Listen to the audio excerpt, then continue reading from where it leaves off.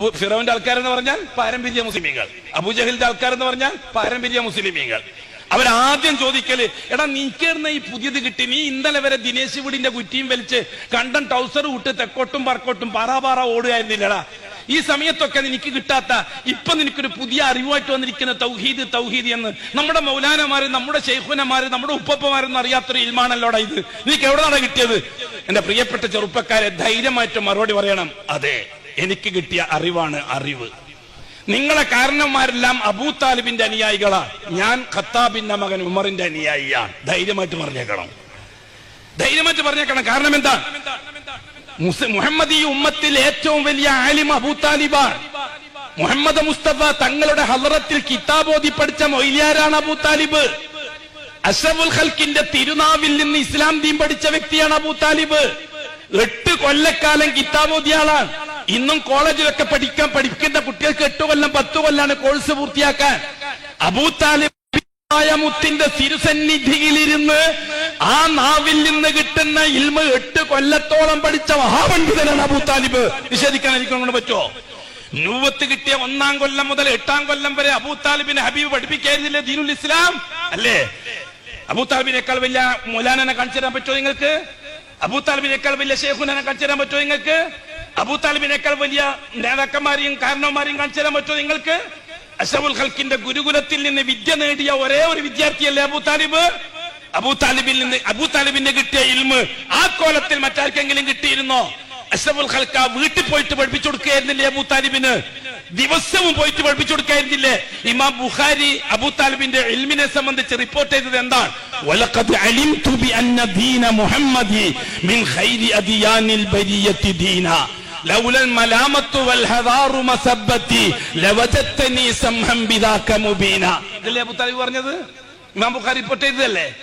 ഈ റിപ്പോർട്ട് അനുസരിച്ച് ഇമാം ബുഖാരിയുടെ ഈ റിപ്പോർട്ട് അനുസരിച്ച് അബൂ താലിബിനേക്കാൾ വലിയ ആലിമ് വേറെ ആരാണ് ഈ സമുദായത്തിൽ? അഷ്റഫുൽ ഖൽക്കിനെ നേർക്ക് നേരെ ഉസ്താദാക്കിയ പഠിച്ച വിദ്യാർത്ഥി ലോകത്ത് വേറെ ആരാണ്? ഇത്ര സ്നേഹത്തോടുകൂടി അഷ്റഫുൽ ഖൽക്ക് ഇത്ര മഹബത്തോടുകൂടി പഠിച്ച വിദ്യാർത്ഥിയെ വേറെ കാണിച്ചു തരാൻ പറ്റുമോ?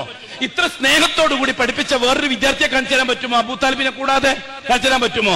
8 കൊല്ലം കരളായിട്ട് കൊണ്ടു നടന്നില്ലേ അഷ്റഫുൽ ഖൽക്ക് അബൂ താലിബിനെ? സ്നേഹത്തിന്റെ സ്നേഹമായി കൊണ്ടു നടന്നില്ലേ അബൂ താലിബിനെ അഷ്റഫുൽ ഖൽക്ക്? ആ സ്നേഹത്തിന് തുല്യമായിട്ടൊരു സ്നേഹം കാണിച്ചു തരാൻ നിങ്ങൾക്ക് പറ്റുമോ? ആ മഹബത്തിന് തുല്യമായിട്ടൊരു മഹബത്ത് കാണിച്ചു തരാൻ പറ്റുമോ? പക്ഷെ അബൂ താലിബ് ഉടലോടെ നരകത്തിലാണ്. അബൂ താലിബ് ഉടലോടെ നരകത്തിലാ. 8 കൊല്ലം മുഹമ്മദ് ഈ റിസാലത്തും നുബുവത്തും മുൻപിൽ വെച്ച നാവ് കൊണ്ട് പഠിച്ച ഒരു ഇൽമും അബൂ താലിബിന് ഉപകരിച്ചില്ല. അബൂ താലിബിനെ പറ്റി അബൂ താലിബ് തന്നെ പറഞ്ഞത്, വലഖദ് അലിംതു, എനിക്ക് ഇൽമ് കിട്ടിയിട്ടുണ്ട്. എന്താണ് എനിക്ക് കിട്ടിയ ഇൽമ്? ബിഅന്ന ദീന മുഹമ്മദി, എന്റെ പൊന്നുമോൻ മുഹമ്മദ് പറയുന്ന ദീനുണ്ടല്ലോ, ആ ദീൻ മിൻ ഖൈരി അദിയാനിൽ ബരിയത്തി ദീന, ഇന്നിൻ ദുനിയാവില് മനുഷ്യവർഗം സ്വീകരിച്ച ദീനുകളിൽ ഏറ്റവും ഗുണകരമായ ദീനാണ് എന്റെ മോൻ പറയുന്ന ദീൻ. ഇതെനിക്ക് ഇൽമ കിട്ടിയിട്ടുണ്ട്.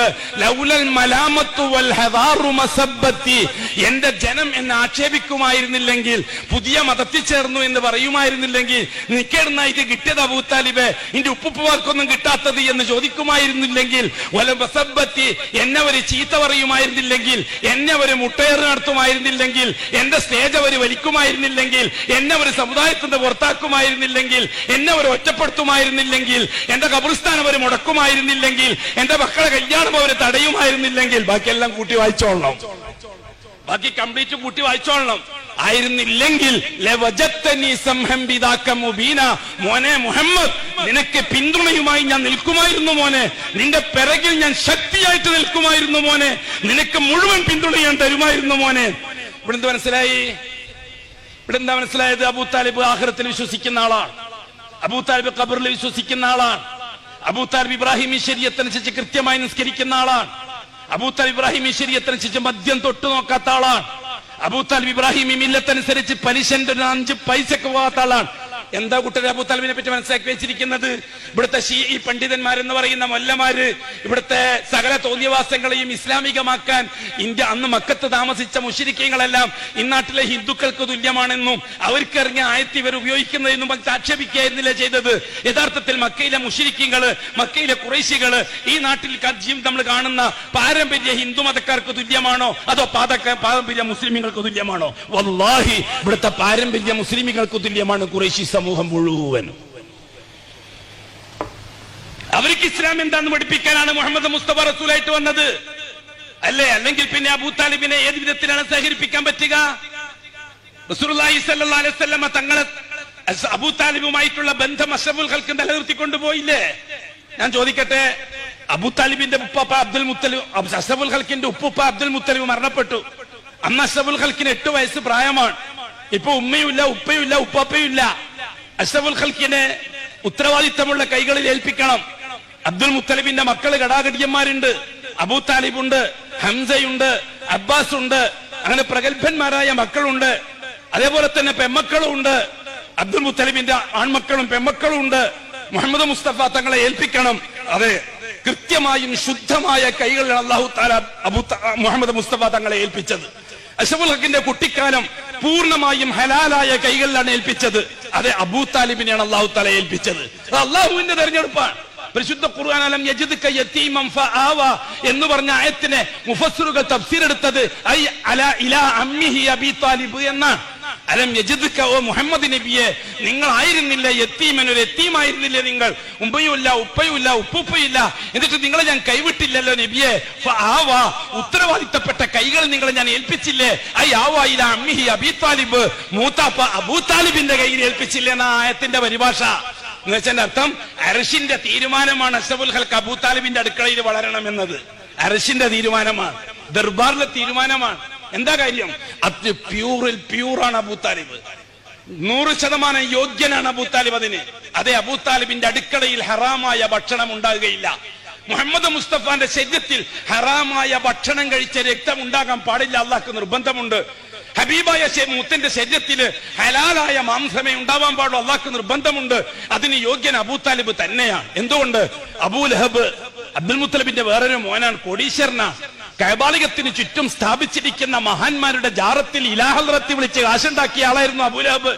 ആ അബൂലഹബ് കോടീശ്വരനാണ്. അവന്റെ സമ്പത്തിനെ സംബന്ധിച്ച് അല്ലാഹു തആല കൃത്യമായിട്ട് ഖുർആൻ ശരീഫിൽ വ്യക്തമാക്കി തന്നിട്ടുണ്ട്. അവന്റെ സമ്പത്തും അവനും നശിക്കും. അവന്റെ ഔലിയാക്കൾ അവനെ ഒരു ഉപകാരവും അവനിക്ക് ഉണ്ടാക്കി കൊടുക്കൂല. ഔലിയാക്കളെ കെയറോഫിൽ അവനുണ്ടാക്കിയ സമ്പത്ത് ഒന്നും ഉപകരിക്കുകയില്ല. അത് മുഴുവനും അപകടത്തിന്റെ സമ്പത്താണ്. തബ്ബത് യദാ അബീ ലഹബിൻ വതബ് മാ അഗ്നാ അൻഹു മാലുഹു വമാ കസബ്. എന്താ കാര്യം? അനധികൃതമാണ് അവന്റെ സമ്പത്ത്.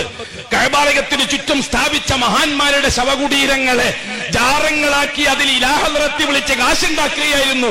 പാവപ്പെട്ട സാധാരണക്കാരന്റെ വിവരക്കേടിനെയും വിശ്വാസക്കുറവിനെയും ചൂഷണം ചെയ്തു കോടീശ്വരനായ അബൂലഹബ്.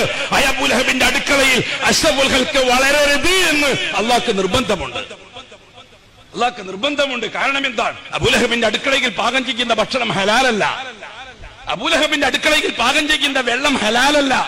കാരണം അബൂലഹബ് കഅബാലയത്തിലെ പൂജാരിയാണ്, ജാറങ്ങളിലെ പൂജാരിയാണ്.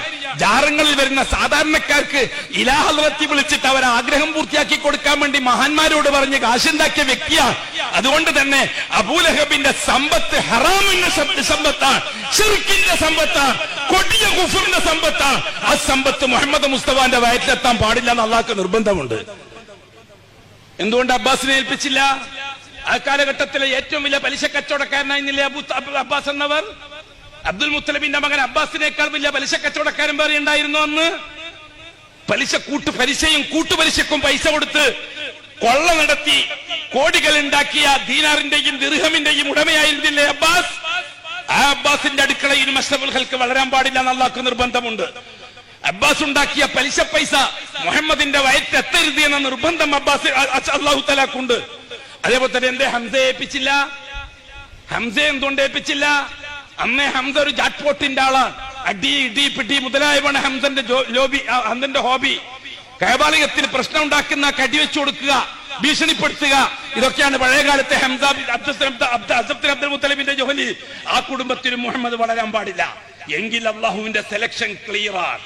ക്ലിയറായ പ്യൂറായ അബൂ താലിബിന്റെ വീട്ടിൽ വേണം മുഹമ്മദ് മുസ്തഫ വളരാൻ. എന്താ കാര്യം? അബൂ താലിബിന്റെ അടുക്കളയിൽ ഹറാമിന്റെ പശർമ തീണ്ടിയിട്ടില്ല. അബൂ താലിബിന്റെ അടുക്കളയിൽ പലിശയുടെ പശർമ തീണ്ടിയിട്ടില്ല. അബൂ താലിബിന്റെ അടുക്കളയിൽ ചൂതാട്ടത്തിന്റെ പശർമ തീണ്ടിയിട്ടില്ല. അബൂ താലിബിന്റെ അടുക്കളയിൽ മദ്യത്തിന്റെ പശർമ തീണ്ടിയിട്ടില്ല. അതുകൊണ്ട് തന്നെ അബൂ താലിബ് ആ കാലഘട്ടത്തിലെ ഏറ്റവും വലിയ ദരിദ്രനായിരുന്നു. ആയിരുന്നില്ലേ? കഞ്ഞുടിക്കാൻ നിവൃത്തിയില്ലാത്ത ഒരാളായിരുന്നില്ലേ അബൂ താലിബ്? അഷ്റഫുൽ ഖൽഖ് സ്വല്ലല്ലാഹു അലൈഹി വസല്ലമ തങ്ങൾ വളർന്നു വന്ന വീടല്ലേ അത്? ഹബീബ് പെണ്ണിട്ടതിന് ശേഷം ഭാര്യ വീട്ടിലായിരുന്നില്ലേ താമസം? അത് കേൾക്കുമ്പോൾ മറ്റോടക്കാർക്ക് ദഹിക്കൂല, ഭാര്യ വീട്ടിൽ താമസിക്കാന്ന് പറഞ്ഞാൽ. അഷ്റഫുൽ ഖൽഖിന് വീടുണ്ടോ സ്വന്തം? റസൂലുള്ളാഹി തങ്ങൾ വളർന്നു വന്ന അബൂ താലിബിന്റെ വീട്ടിലല്ലേ? സ്വന്തം വീടുണ്ടോ അഷ്റഫുൽ ഖൽഖിന്? അതുകൊണ്ട് തന്നെ ഭാര്യ കല്യാണം കഴിച്ചതിന് ശേഷം ഖദീജയല്ലേ വീട്ടിൽ ഒരുക്കി കൊടുത്തത്, താമസം ഒരുക്കി കൊടുത്തത്? ഖദീജാന്റെ വീട്ടിലല്ലേ അഷ്റഫുൽ ഖൽഖ് താമസിച്ചുകൊണ്ടിരുന്നത്?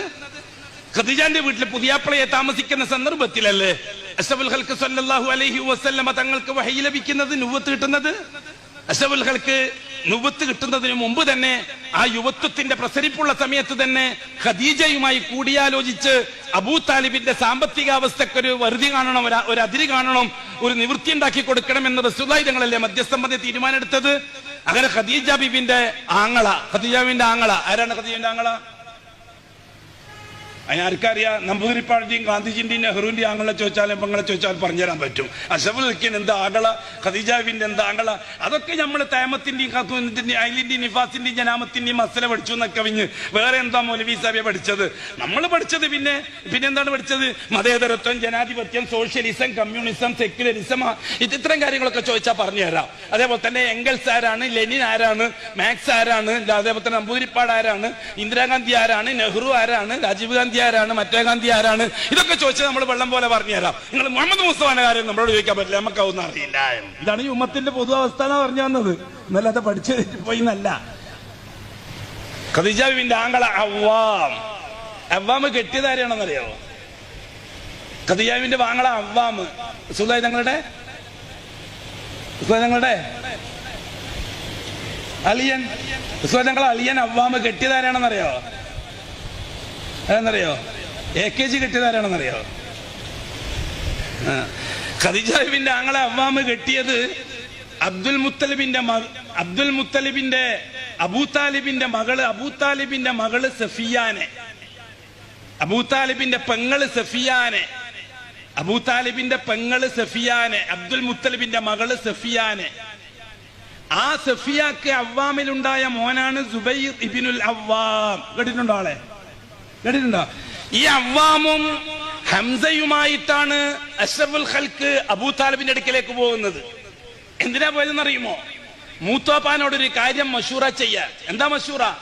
മൂത്താപ്പ സാമ്പത്തികമായിട്ട് വളരെ ബുദ്ധിമുട്ടിലല്ലേ, മക്കളെ ഞങ്ങൾ ഏറ്റെടുത്തോളാം, ഞങ്ങൾ ഓരോരാളെ ഏറ്റെടുത്ത മൂത്താപ്പാക്ക് ബുദ്ധിമുട്ടില്ലല്ലോ, ഞങ്ങൾ ഏറ്റെടുത്തോളാം. വലിയ സോഷ്യൽ വർക്കറായിരുന്നു ബഹുമാനപ്പെട്ട അഷ്റഫുൽ ഖൽഖായ മുത്തായ മുസ്തഫ റസൂലുള്ളാഹി. നുബുവത്ത് കിട്ടുന്നതിന് മുമ്പ്, തൗഹീദിന്റെ ഉത്തരവാദിത്തം ഏറ്റെടുക്കുന്നതിന് മുമ്പ് വളരെ കൃത്യമായിട്ട കാര്യം ചരിത്രരേഖകളിൽ ഉണ്ട് താനും.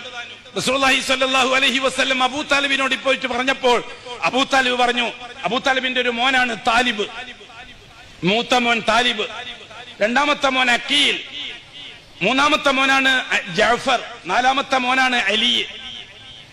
അബൂ താലിബ് പറഞ്ഞു മോനോട്, മുഹമ്മദേ, എന്റെ മൂത്ത രണ്ട് മക്കളെ ഇവിടെ ആക്കിയേക്കും, അക്കീലും താലിബും ഇവിടെ നിന്നോട്ടെ, എനിക്ക് വയസ്സായില്ലേ, എന്റെ ഒന്നിച്ച ഒരാൾ വേണ്ടേ, ഒരു കാര്യം, നിങ്ങൾ ബാക്കി രണ്ടാളെയും നിങ്ങൾ എടുത്തോളി, ജഅഫറിനെയും അലീനെയും. അങ്ങനെ അഷ്റഫുൽ ഖൽഖ് അലീനെ എടുത്തു, അബ്ബാസ് ജഅഫറിനെ എടുത്തു. എന്താ കാര്യം? കഞ്ഞുടിക്കാൻ വൃത്തിയിലായിട്ട്, അബൂ താലിബിന്റെ വീട്ടിൽ കഞ്ഞുടിക്കാൻ വൃത്തിയിലായിട്ട് എടുത്തതാണ്. ഞാൻ എന്താ ഇത് പറഞ്ഞെന്നറിയോ?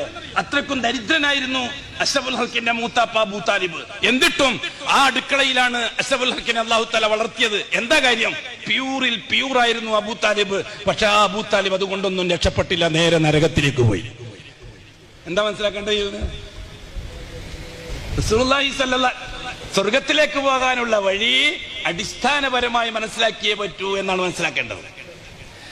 ബഹുമാനപ്പെട്ട സുഹൃത്തുക്കളെ, സഹോദരന്മാരെ, ചെറുപ്പക്കാരെ, ദീനുൽ ഇസ്ലാമിന്റെ അടിസ്ഥാന പ്രമാണങ്ങളെ സംബന്ധിച്ചുള്ള തിരിച്ചറിവ് കിട്ടുമ്പോൾ പഴയകാല ജഹാലത്തിനെ കാലുകൊണ്ട് തട്ടിമാറ്റി പാരമ്പര്യത്തെ ഇളക്കി മറിച്ചോടിച്ച് അടിസ്ഥാനപരമായ പ്രമാണങ്ങൾ വെച്ചുകൊണ്ട് ആദർശത്തിലേക്ക് തിരിച്ചു വരുമ്പോൾ വർത്തമാന കാലഘട്ടത്തിലെ പാരമ്പര്യക്കാരായ ശൈഖുനമാരും മൗലാനമാരും വർത്തമാന കാലഘട്ടത്തിലെ പാരമ്പര്യക്കാരായ മറ്റ് കാരണവന്മാരും ഇവന്റെ മുഖത്ത് നോക്കി ചോദിക്കുന്ന കാര്യം, എടാ നിനക്കൊണ്ടാടാ കാര്യം മനസ്സിലായത്, ഞങ്ങൾക്കൊന്നും ഈ കാര്യം മനസ്സിലായില്ലേ, ഞങ്ങളെ ഉസ്താദുമാർക്കും ഇത് മനസ്സിലായില്ലേ, ഞങ്ങളെ മൗലാനമാർക്കും ശൈഖുനമാർക്കും ഇത് മനസ്സിലായില്ലേ, ഇന്നലെ വരെ ദിനേശ് വീടിന്റെ കുറ്റിയും വലിച്ച് തെക്കോട്ടും വടക്കോട്ടും ടൗസർ വിട്ട് കൂതാക്കുത്തര നടന്ന നിനക്കാണോടാ കാര്യം മനസ്സിലായി പോയത്?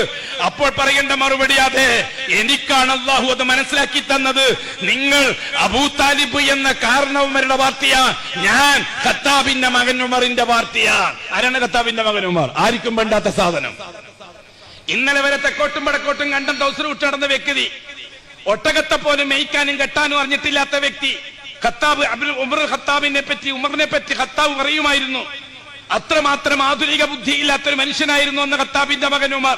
പൈസക്ക് വേണ്ടി എന്തും ചെയ്യുന്ന ഖത്താബിന്റെ മകൻ ഉമർ. ചൂതാട്ടം നടത്തി കച്ചവടക്കാരെ കൊള്ളയടിച്ച് കാശുണ്ടാക്കിയ ഖത്താബിന്റെ മകൻ ഉമർ. മക്കായിലൂടെ കച്ചവട സംഘങ്ങൾ കടന്നു പോകുമ്പോൾ ഉമർ ഉണ്ടോ നാട്ടിൽ എന്ന് കച്ചവട സംഘം അറിയുമായിരുന്നു. അതാ ഉമർ ഉണ്ടെങ്കിൽ ആ കച്ചവട സംഘത്തെ കൊള്ളയടിച്ചിരിക്കും.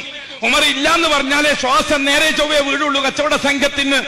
ആ രീതിയിൽ കാശുണ്ടാക്കാൻ എന്തും ചെയ്യാൻ മടിക്കാത്ത ഖത്താബിന്റെ മകൻ ഉമർ അവസാനം അഷ്റഫുൽ ഖൽക്കിനെ കൊന്നാൽ ഇത്ര പൈസ തരാമെന്ന് ഖുറൈശി തറവാട്ടുകാര് വിളംബരം നടത്തിയപ്പോൾ ഞാൻ കൊന്നു തരാമെന്നും പറഞ്ഞ് വാളുകൊടുത്ത് അഷ്റഫുൽ ഖൽക്കിനെ കൊന്ന് കാശുണ്ടാക്കാൻ പുറപ്പെട്ട ഖത്താബിന്റെ മകൻ ഉമർ, ആ ഉമറിനെയാണ് അല്ലാഹു തആല തൗഹീദിന്റെ നെടുനായകനായി തെരഞ്ഞെടുത്തത്. എങ്കിൽ ഇന്നലെ വരെ ഏറെപാറ നടന്നവൻ ഇന്ന് തൗഹീദും പറഞ്ഞ് നടക്കുന്നുണ്ടെങ്കിൽ അത് ഖത്താബിന്റെ മകൻ ഉമറിന്റെ അംഗീകാരമാണ്. ഇന്നലെ വരെ കാരണന്മാരും മൗലാനമാരും ശൈഖുനമാരുമായി വെലസിക് നാട്ടിന്റെ ഉത്തരവാദിത്വമായി നടന്നവർ അബൂ താലിബിന്റെ അനുയായികളുമാണ്. ഇനി ചരിത്രം നിങ്ങൾ പഠിക്കും. ഖത്താബിന്റെ മകൻ ഉമറിന്റെ ആൾക്കാർക്കാണോ രക്ഷ, അതോ അബൂ താലിബിന്റെ കാരണവന്മാർക്കാണോ രക്ഷ എന്ന്?